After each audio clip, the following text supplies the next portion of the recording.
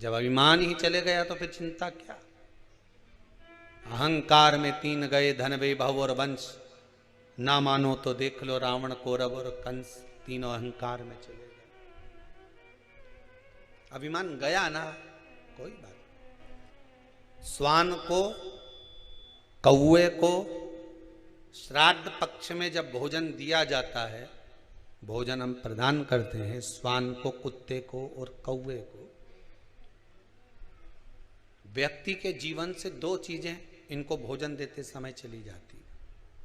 पहला, व्यक्ति का अहम, क्या चले जाता है? अहम, अहंकार। दूसरा, बुद्धि में किसी दूसरे के प्रति अगर गलत विचार आ रहा तो वो विचार समाप्त हो जाता। श्रेष्ठ विचार। पहले हमारे हिंदू धर्म में एक नियम था पक्षियों को दाना देने का, था कि नहीं था? कि पक्षियों को लोग दाना देते। दाना देने का कारण बड़ी प्रसन्नता होती है। जब आप लोग कई पक्षियों को दाना देने जाओगे, ऐसे पटकोगे, पक्षी उड़ के आएंगे, खाएंगे, उड़ के जाएंगे, आप थोड़ा सा आगे बढ़ेंगे, फिर उड़ेंगे, बड़ी प्रसन्नता होती है। कारण क्या है? पक्षियों को दाने का हमारे हिंदू धर्म में प्रमाण क्यों कहा गया? उसका केवल एक कारण है कि हमारे भीतर जो किसी के प्रति बैर भाव होता है, हमारे भीतर किसी के प्रति कपट भाव होता है, पक्षी को दाना देते समय वो कपट, वो बैर भाव समाप्त हो जाता। पक्षी को दाना देते।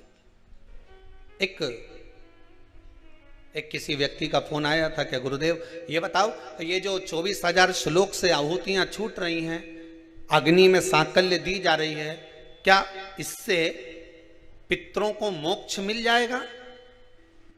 गरुड़ पुराण में कहा गया, जब पितरों को बहुत भोजन मिलने लगा श्राद्ध पक्ष में, तो उनको अजीर्ण होने लगा, वॉमिटिंग करने लगे, पितर रोने लगे कि हमको इतना भोजन मिल रहा है, हम इतना खा रहे, पच नहीं रहा, क्या करें?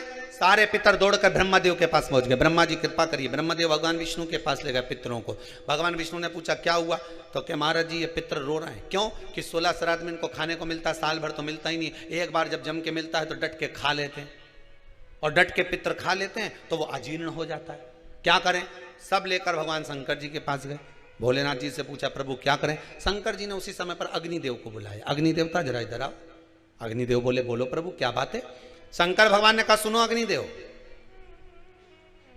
जितनी देर तक 16 दिन श्राद्ध के पितृ मृत्यु लोक में रहेंगे, अपने अपने घर में जाकर भोजन करेंगे, तब तक 16 दिन तक अग्नि देवता इन पितरों के साथ रहेंगे। इसलिए हिंदू धर्म में रीति है कि श्राद्ध पक्ष में कंडा जलाकर, गोबरी जलाकर, उसको जलाने के बाद उस पर घी, शक्कर, धूप छोड़ो। क्यों?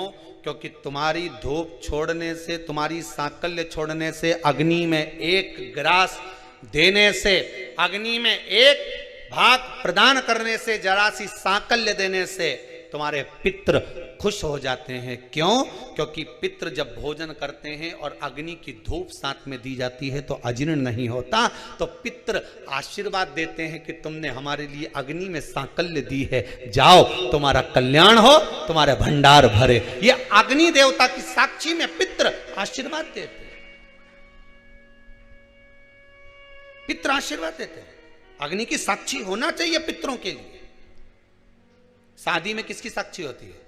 जम के बोलो, अग्नि की। ये तुमने मंडप लगाया, ये तो ठंडा हो जाएगा, बोलो हो कि नहीं हो?